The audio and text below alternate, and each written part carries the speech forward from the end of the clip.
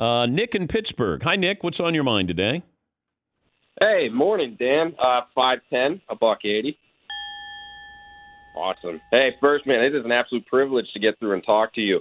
I'm turning 30 today. If you got any advice on that front, that would be awesome. Quick suck it back road. Not so much Fritzy. I'm a Fritzy guy. So McLovin, sorry, you got to take the brunt of that. Question when you say, you got can't miss and Trevor Lawrence.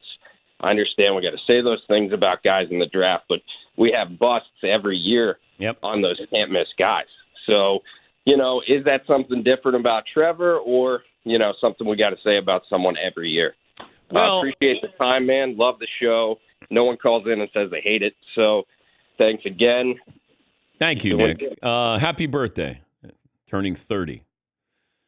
I just know 30 seemed really old when I was in my 20s. I'd kill to be 30 now. I'd kill to be 40 now. I don't know what kind of advice I'd have for a 30-year-old. I don't know if Nick's married. Does he have kids? I guess I should have kept him on. Yes, Tom. What advice would you have for a 30-year-old Dan Patrick? People do that thing. They write themselves letters, then they read it years from now. I would not take questions like this from you. would be one thing that I would probably not do. No, I think I would not be in a hurry because when I was 30, I thought my career in this business was over because I wasn't where I thought I was going to be. So I would tell myself, slow down. You'll survive.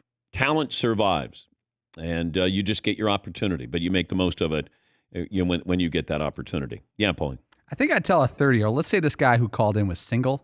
When you turn 30 and you're a guy, your mom sometimes gives you a little heat. You ain't getting married, you ain't getting engaged. You get a little of that if you turn 30 and you're not engaged or married yet. Don't buy into it. You only want to do it once. I think that used to be the case. Yeah. Nowadays, I'm not pressuring my kids to get married. My son's getting married, but I don't pressure my daughters to get married. I'm like, I don't want you to get married. You can stay at home the rest of your life as far as I'm concerned. Don't leave me. But, yeah, I don't know as a 30-year-old. Yes, McLovin. This is terrible and really mean, but I hope you invite me to your daughter's wedding because I want to see how much you cry because I feel like you've been talking about that because I'm going to cry 1,000%. Is that terrible to say? How about I just give you the video, then I don't have to invite you? That's fine. But I got 3 daughters that I have to do this with. The music's playing, you're walking down the aisle. You have no chance. And I remember, Ernie Johnson had great advice. He said, you have to remember that it's a positive thing. And it's not a sad day. It's a positive thing. But I just don't want to be like heaving as I go down the aisle. Like snot running down my nose, and I look over at my daughter, and she looks beautiful, and and everyone's going to expect you to give a speech. You're a well-spoken guy. You're a well-known guy. You're never going to make it.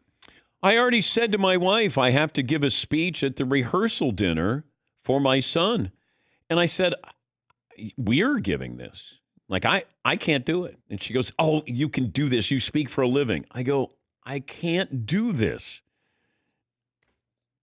I mean, I'm not dissecting Russell Wilson's future in Seattle. I got to say something poignant. Maybe if I include like Russell Wilson's future and I give people an update on Russell Wilson that I can make the transition into, and we love Jack's wife, Rebecca, and we're just so happy to have her in the family, and she's like another daughter. Yes, McLovin. I could be in the crowd. I'll give you a poll update if things get hairy.